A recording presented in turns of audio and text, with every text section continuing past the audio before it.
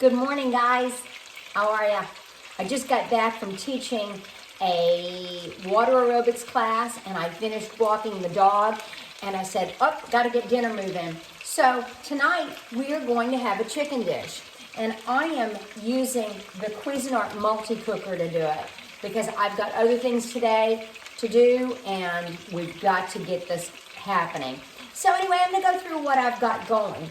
I started off with 4 large chicken breasts, and I cut them, I pieced them up. So I've got about 10 pieces of chicken, and I use BR Cone olive oil in the the multi-cooker. So I've got about 3 tablespoons of BR Cone olive oil in there. I've got it on 350 degrees. I'm trying to get a little bit of color on the chicken. I'm not going to cook it through, but I'm going to get a little bit of color on it. And here we go, just about like that. That's what you want. Can you see that? All right, so we've got that happening. We'll turn all these over so they can get some color. And it smells good in here already. We haven't really done that much. So, next thing we're gonna do is add a little bit over a cup of onions. So I chop the onions, and that's gonna go right over that. And then work in there. I also have about a cup of coarsely diced carrots.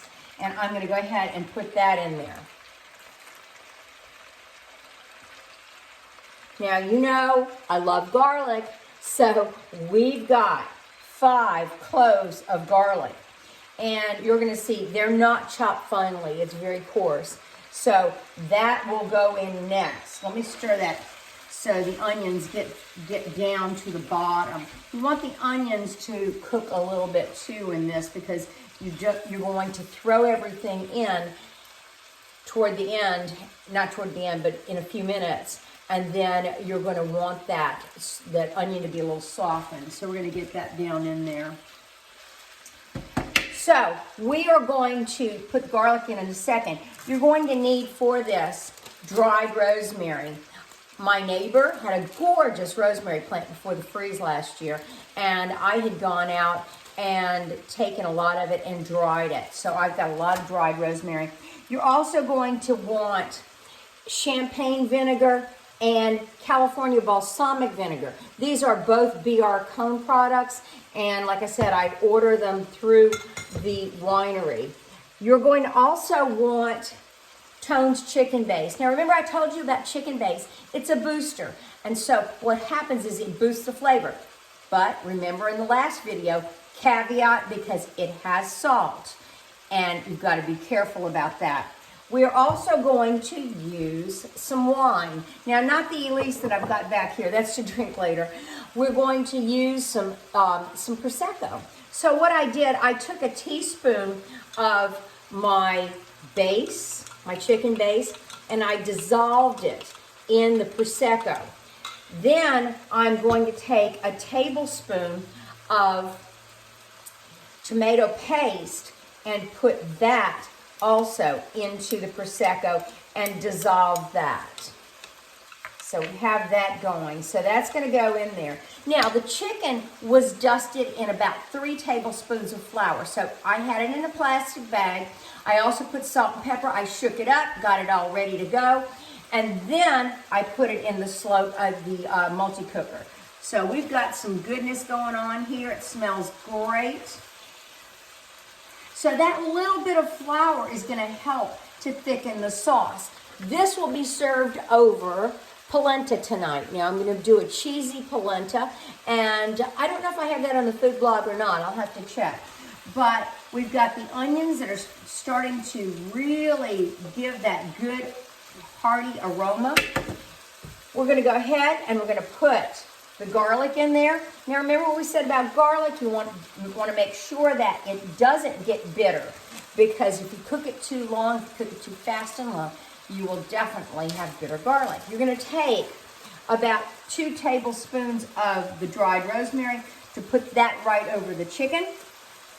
As I said, I've already salt and peppered the chicken, but we're going to go ahead and add a little bit more salt. And remember, we've got salt in that base.